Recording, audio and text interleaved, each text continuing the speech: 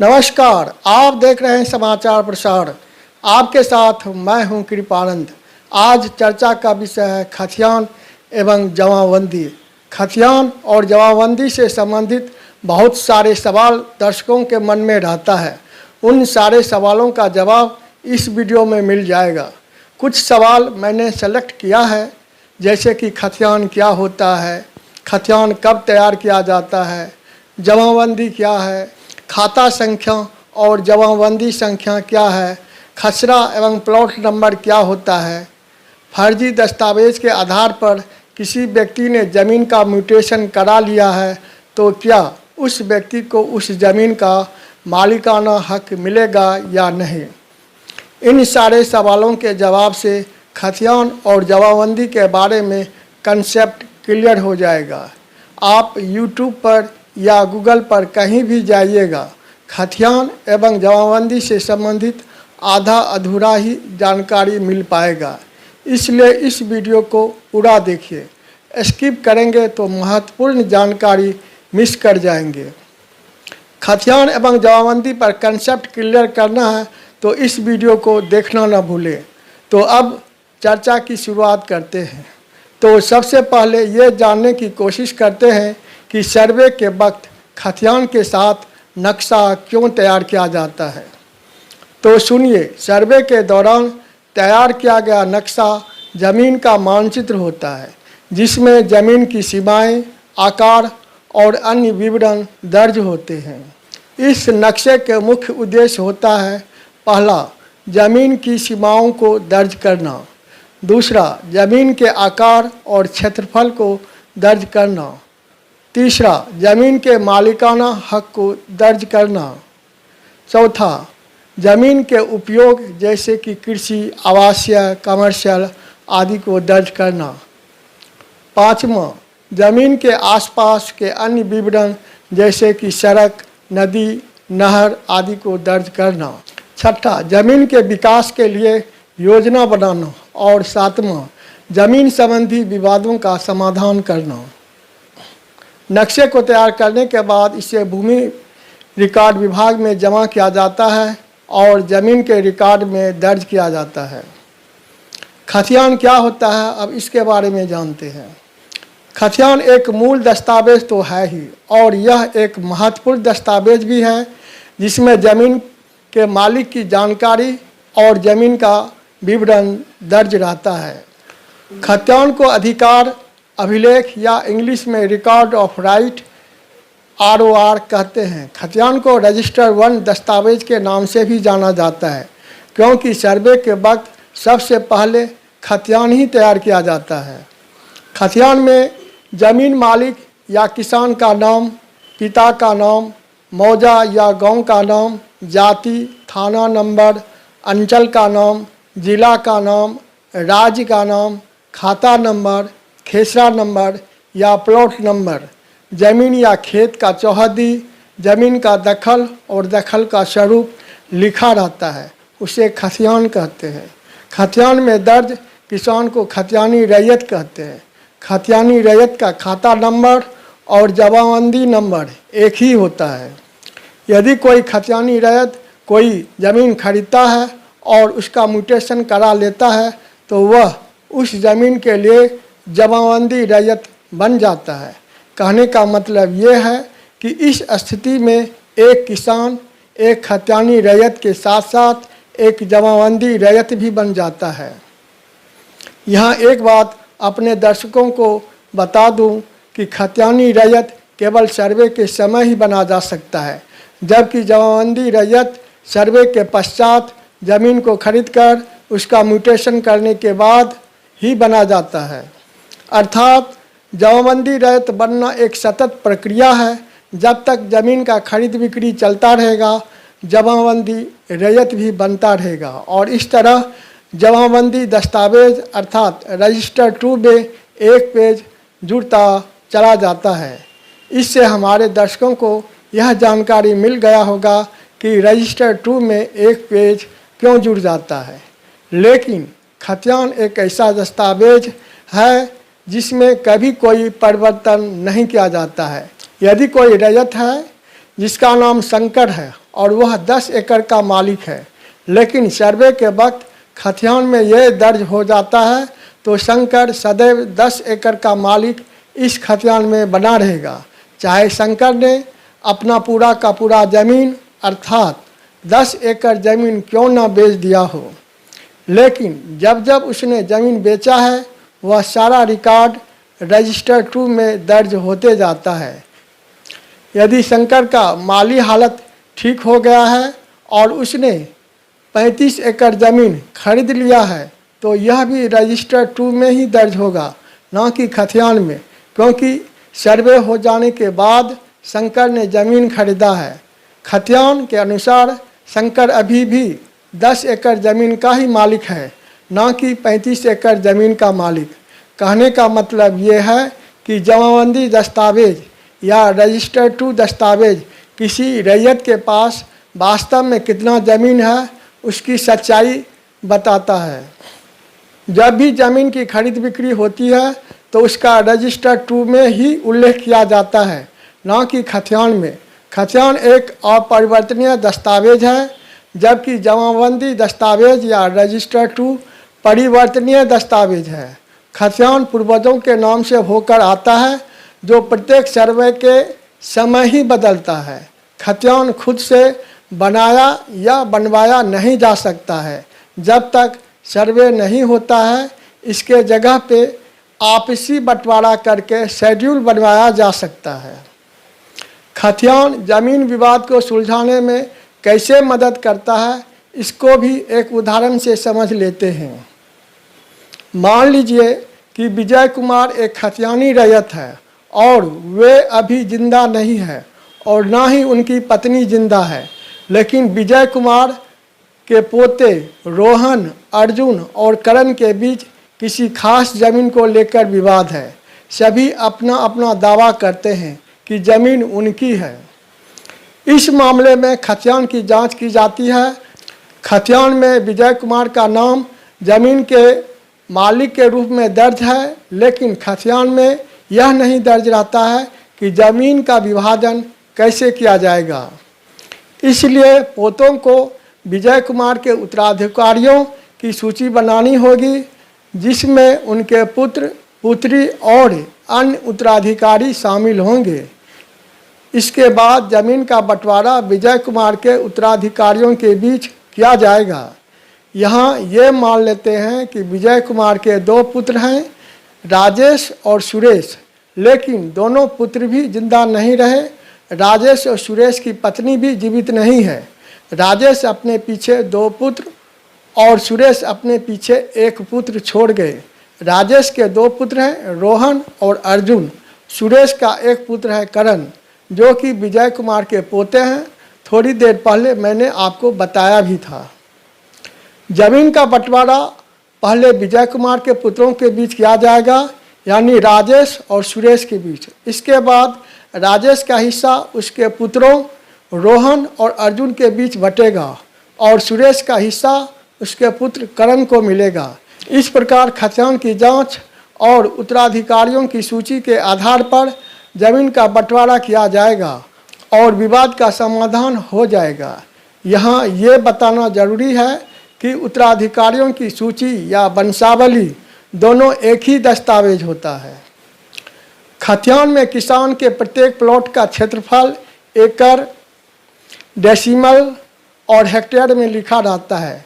अभी के समय में खतियान ऑनलाइन भी देखा जा सकता है, लेकिन अगर 30 साल तक उस ज़मीन का कोई रसीद नहीं करता है तो उस ज़मीन को सरकारी ज़मीन मान लिया जाता है। इसलिए अगर आपके पास पुश्तैनी ज़मीन है तो उसका रसीद समय समय से कटवाते रहना चाहिए।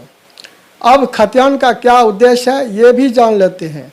पहला, ज़मीन के मालिक की पहचान करना। दूसरा, ज़मीन के विवरण को दर्ज करना। तीसरा, ज़मीन के अधिकारों को स्थापित करना। और चौथा, पैतृक संपत्ति के विवाद सुलझाने में मदद करना। यह दस्तावेज यानी खतियान भूमि रिकॉर्ड विभाग द्वारा रखा जाता है। खतियान या खतौनी ही वह दस्तावेज है जो भूमि के ऑनरशिप को दर्शाता है और भूमि से संबंधित विवादों को निपटाने में मदद करता है। अभी थोड़ी देर पहले एक उदाहरण देकर बताया था कि कैसे खतियान पैतृक संपत्ति के विवाद को सुलझाने में मदद करता है। खाता संख्या क्या होता है, अब उसको भी जानते हैं। खाता संख्या, जिसे खेबट संख्या के रूप में भी जाना जाता है, ऐसी संख्या है जो जमीन के उन मालिकों को सौंपी जाती है जो संयुक्त रूप से भूमि के किसी हिस्से के मालिक होते हैं। इसे एक उदाहरण से समझते हैं। मान लीजिए कि राम एवं श्याम दो भाई हैं और हरीश दोनों के चाचा हैं जो संयुक्त रूप से 10 एकड़ ज़मीन के मालिक हैं। कहने का मतलब ये है कि चाचा एवं भतीजा दोनों संयुक्त रूप से 10 एकड़ ज़मीन के मालिक हैं। उनके पास खेवट संख्या या खाता संख्या 123 है। राम के पास 3 एकड़ ज़मीन है जिसका खसरा नंबर 101 है। श्याम के पास 2 एकड़ ज़मीन है जिसका खसरा नंबर 102 है। हरीश के पास 5 एकड़ ज़मीन है जिसका खसरा नंबर 103 है। इस मामले में तीनों की खाता संख्या एक ही है जो कि 123 है, लेकिन उनके खसरा नंबर अलग अलग हैं, जैसे कि 101, 102 और 103। इस प्रकार खेवट संख्या या खाता संख्या संयुक्त मालिकों की पहचान करती है, जबकि खसरा नंबर व्यक्तिगत मालिकों की ज़मीन की पहचान करता है। कहने का मतलब ये है कि किसी एक मौजा में एक खाता संख्या के अंदर 4 से 5 खतियानी रैयत या इससे अधिक रैयत संयुक्त रूप से किसी ज़मीन का मालिक हो सकता है। कभी कभी ऐसा भी होता है कि एक ही किसान के 5 से 6 मौजों या इससे अधिक मौजों में ज़मीन रहता है। ऐसे में इस किसान के 5 से 6 खाता संख्या या इससे अधिक खाता संख्या हो सकते हैं। लेकिन कभी कभी किसी मौजा में केवल एक ही किसान को एक खाता संख्या दे दी जाती है। खाता संख्या में भूस्वामियों और उनकी कुल जोत का विवरण रहता है। यहाँ बता दें कि संयुक्त रूप से किसानों के खाता संख्या तो एक ही हो सकते हैं, लेकिन प्रत्येक किसान या रैयत का प्लॉट नंबर या खसरा नंबर अलग अलग होता है। अगर ज़मीन का ऑनरशिप बदलता है तो खाता संख्या भी बदल जाती है। खाता संख्या खतियान में दर्ज किसान के कुल ज़मीन से जुड़ा होता है। किसी एक मौजा के खतियान या रजिस्टर 1 में कई खाता संख्या होते हैं जो कि अलग अलग किसानों के खाता को दर्शाते हैं और ये किसान उस मौजा के खतियानी रैयत होते हैं। खसरा नंबर और प्लॉट नंबर क्या होता है उसको भी जान लीजिए। ज़मीन का खसरा नंबर और प्लॉट नंबर दोनों ज़मीन की पहचान के लिए उपयोग किए जाने वाले नंबर होते हैं, लेकिन इनमें थोड़ा अंतर होता है। खसरा नंबर या प्लॉट नंबर ज़मीन के एक विशिष्ट भाग की पहचान के लिए उपयोग किया जाता है, जो आमतौर पर सरकार द्वारा ज़मीन के सर्वेक्षण के दौरान आवंटित किया जाता है। यह नंबर ज़मीन के आकार, स्थान और मालिकाना हक की जानकारी के साथ जुड़ा होता है। आमतौर पर प्लॉट नंबर का उपयोग शहरी क्षेत्रों में किया जाता है, जबकि खसरा नंबर का उपयोग गांव या खेत के लिए किया जाता है। खसरा संख्या कब बदल जाता है ये भी जानिए। खसरा संख्या बदल जाता है यदि भूमि का कोई हिस्सा बेचा जाता है या किसी को उपहार में दिया जाता है या विभाजित किया जाता है। उदाहरण के लिए यदि किसी प्लॉट का या किसी ज़मीन के टुकड़े का खसरा संख्या 45 है, जब इसे 2 भागों में विभाजित किया जाएगा तो 2 नया खसरा संख्या 45/1 और 45/2 हो जाएगा। अब ये जानने की कोशिश करते हैं कि बिहार में खतियान कितने प्रकार के होते हैं। तो सुनिए, बिहार में खतियान मुख्य रूप से 6 प्रकार के होते हैं। पहला, रैयती खतियान। समान भूमिधारियों का विवरण जिस खतियान में लिखा रहता है उसे रैयती खतियान कहा जाता है। दूसरा, सिकमी खतियान। बटाई, हुंडा अथवा चौथाई के रूप में प्रदान किए गए जमीन का विवरण जिस खतियान में लिखा होता है उसे सिकमी खतियान कहा जाता है। तीसरा, मुस्तवाहा खतियान। इनाम के रूप में, दान के रूप में अथवा किसी भी तरह से उपहार के रूप में दिया गया जमीन देना मुश्तबा खतियान कहलाता है। चौथा, मुक्त तनाज़ा खतियान, झगड़ालू जमीन का विवरण सिर्फ फैसला होने तक के लिए जिस खतियान में दर्ज किया जाता है वह मुक्त तनाज़ा खतियान कहलाता है। पाँचवा, राज्य सरकार का खतियान, छोटा जंगल, छोटा नदी, छोटा बांध, जलाशय, पुरानी धरती, लावारिस जमीन या गैर मजरूआ जमीन इत्यादि का विवरण बिहार सरकार के खतियान में लिखा जाता है और इसे राज्य सरकार का खतियान कहते हैं। छठा, भारत सरकार का खतियान, बड़ा जंगल, बड़ा नदी, बड़ा बांध, पर्वत, समुद्री क्षेत्र, टापू इत्यादि जमीनों का विवरण जिस खतियान में लिखा जाता है उसे भारत सरकार का खतियान कहते हैं। जब खतियानी रैयत अपनी ज़मीन का कुछ हिस्सा बेच देता है तो खरीदार को जमाबंदी रैयत कहते हैं। इस मामले में खरीदने वाला व्यक्ति खतियानी रैयत नहीं कहलाएगा। इसे एक उदाहरण देकर आपको समझाने की कोशिश करता हूँ। मान लीजिए कि श्री राम कुमार खतियानी रैयत है और उनके पास 5 एकड़ ज़मीन है जिसका खतियान नंबर 123 है।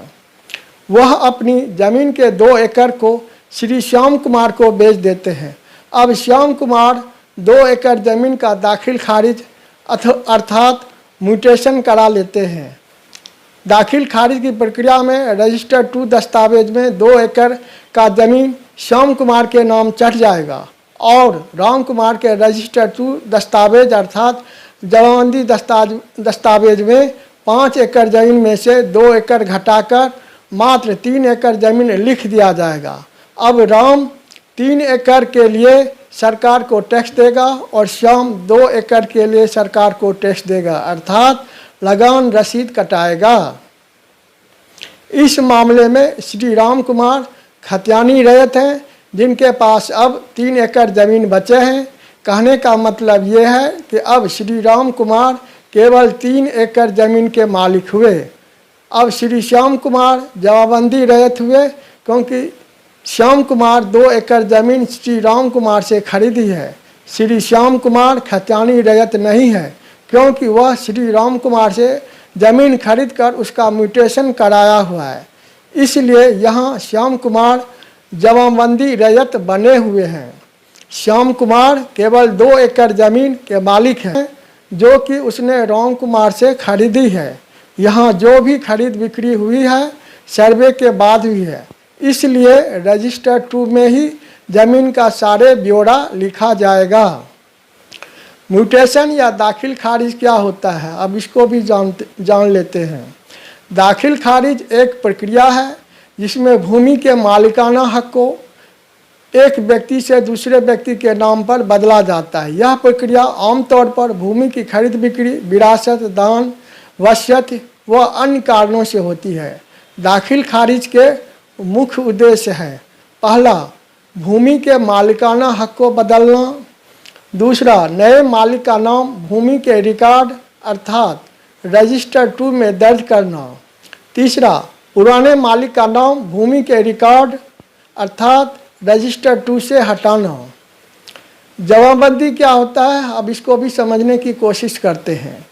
जमाबंदी एक प्रशासनिक दस्तावेज है जो भूमि के रिकॉर्ड को दर्शाता है। यह दस्तावेज सरकार द्वारा जारी किया जाता है और इसमें भूमि के बारे में जानकारी दी जाती है। पहला, भूमि का खसरा नंबर। दूसरा, भूमि का रकबा अर्थात क्षेत्रफल। तीसरा, भूमि की श्रेणी जैसे कि कृषि, आवासीय, कमर्शियल इत्यादि। चौथा, भूमि के सीमांकन की जानकारी। अब जमाबंदी का उद्देश्य क्या होता है इसको भी जानने की कोशिश करते हैं। पहला है भूमि के रिकॉर्ड को सुरक्षित रखना। दूसरा, भूमि के रिकॉर्ड को अपडेट करना। तीसरा, भूमि से संबंधित प्रशासनिक कार्यों में मदद करना। जमाबंदी एक महत्वपूर्ण दस्तावेज है जो बैंकों और अन्य वित्तीय संस्थानों को जमीन के ओनरशिप और रिकॉर्ड की जानकारी प्रदान करता है। यदि जमाबंदी नहीं हुआ होगा तो बैंक ज़मीन पर लोन देने से पहले ज़मीन के ऑनरशिप और रिकॉर्ड की पुष्टि नहीं कर पाएगा। यदि यह नहीं कर पाएगा तो लोन नहीं मिलेगा। जमाबंदी संख्या क्या होता है, अब इसको भी समझने की कोशिश करते हैं। जमाबंदी का शाब्दिक मतलब है रैयत के ज़मीन या प्लॉट का विवरण इकट्ठा करके एक पृष्ठ में लिखना और उस पेज का एक नंबर देना। यह नंबर उस रैयत के लिए जमाबंदी संख्या होता है। एक जमाबंदी दस्तावेज में कई पन्ने हो सकते हैं और प्रत्येक पन्ना का एक नंबर होता है जो कि जमाबंदी संख्या हो सकता है। इससे यह स्पष्ट होता है कि एक जमाबंदी दस्तावेज में कई जमाबंदी संख्या हो सकते हैं जो विभिन्न रैयतों के हो सकते हैं। जमाबंदी संख्या एक यूनिक नंबर होता है जो रैयत के ज़मीन या प्लॉट के विवरण को दर्ज करने के लिए उपयोग किया जाता है और यह नंबर भूमि विभाग द्वारा प्रदान किया जाता है और भूमि के रिकॉर्ड में दर्ज होती है। जमाबंदी संख्या में आमतौर पर क्या जानकारी होती है, इसको भी जान लेते हैं। पहला है खसरा नंबर, दूसरा है प्लॉट नंबर, तीसरा है भूमि का क्षेत्रफल, चौथा भूमि का उपयोग जैसे कृषि, आवासीय, कमर्शियल इत्यादि, पांचवा भूमि के मालिक का नाम और पता। जमाबंदी संख्या का उपयोग कई कार्यों में किया जाता है, जैसे कि पहला भूमि की खरीद बिक्री में, दूसरा भूमि के मालिकाना हक को बदलने में, तीसरा भूमि संबंधी विवादों का समाधान करने में और चौथा भूमि के मालिक को पहचानने में, पांचवा सरकारी योजनाओं और सब्सिडी के लिए आवेदन करने में, छठा भूमि के करों के भुगतान में। यहाँ एक बात अपने दर्शकों को बता दें कि कंप्यूटराइज जमाबंदी नंबर मैनुअल जमाबंदी संख्या से अलग होता है। एक सवाल जो दर्शकों के मन में रहता है और मुझे फ़ोन करके पूछते भी रहते हैं और यह सवाल बहुत ही महत्वपूर्ण है, इसलिए इस सवाल को मैंने इस वीडियो में शामिल किया है ताकि वीडियो के माध्यम से लाखों लोगों को फ़ायदा मिल सके। तो सवाल है, कभी कभी फर्जी दस्तावेज के आधार पर ज़मीन का म्यूटेशन करा लिया जाता है, अर्थात रजिस्टर 2 में ज़मीन का सारा ब्यौरा लिख दिया जाता है। क्या ऐसा करने पर किसी व्यक्ति को उस ज़मीन का मालिकाना हक मिल जाएगा? तो इस सवाल का जवाब है नहीं। फर्जी दस्तावेज के आधार पर ज़मीन का म्यूटेशन कराने से किसी व्यक्ति को उस ज़मीन का मालिकाना हक नहीं मिल सकता है। म्यूटेशन एक प्रशासनिक प्रक्रिया है जिसमें ज़मीन के मालिकाना हक की जानकारी अपडेट की जाती है, लेकिन यदि म्यूटेशन फर्जी दस्तावेजों के आधार पर किया जाता है तो यह अवैध और अमान्य होगा। फर्जी दस्तावेजों के आधार पर म्यूटेशन के मामले में क्या हो सकता है, इसको भी जानने की कोशिश करते हैं। पहला, ज़मीन का मालिकाना हक नहीं बदलता है। दूसरा, असली मालिक के अधिकार नहीं समाप्त होते हैं। तीसरा, फर्जी म्यूटेशन को अदालत में चुनौती दी जा सकती है। चौथा, फर्जी दस्तावेजों के आधार पर म्यूटेशन करने वाले व्यक्ति के खिलाफ कानूनी कार्रवाई की जा सकती है। कानूनी रूप से ज़मीन का मालिकाना हक कब बदलता है, तो सुनिए। सबसे पहला है ज़मीन की बिक्री या हस्तांतरण के लिए सही और वैध दस्तावेज का बनाए जाना। दूसरा है रजिस्ट्रेशन और स्टाम्प ड्यूटी का भुगतान किया जाना। तीसरा, ज़मीन का प्रतिफल या मूल्य का लेन देन वैध तरीके से होना। और चौथा, ज़मीन की मालिकाना हक के लिए अदालत की अनुमति प्राप्त करना। इसलिए फर्जी दस्तावेजों के आधार पर म्यूटेशन करना अवैध और अमान्य है एवं फर्जी करने वालों के खिलाफ कानूनी कार्रवाई हो सकती है। आज के चर्चा में बस इतना ही। हम अपने दर्शकों से आग्रह करना चाहते हैं कि यदि ये वीडियो आपको अच्छा लगा है तो इसे लाइक करें, अपने दोस्तों को भी शेयर करें। स्वतंत्र पत्रकारिता को बढ़ावा देने के लिए सुपर थैंक्स देना न भूलें। स्पेशल कानूनी सहायता के लिए समाचार प्रसार चैनल का मेंबरशिप ज्वाइन करें। आप समाचार प्रसार चैनल को सब्सक्राइब करना न भूलें। बेल आइकन को ज़रूर दबाएं ताकि आपको हमारे वीडियो का नोटिफिकेशन मिलता रहे। अब हम आपसे विदा लेते हैं। फिर मिलते हैं एक नई चर्चा के साथ, एक नई खबर के साथ। तब तक आप अपना ख्याल रखें, खुश रहें और हमारे चैनल से जुड़े रहें। धन्यवाद।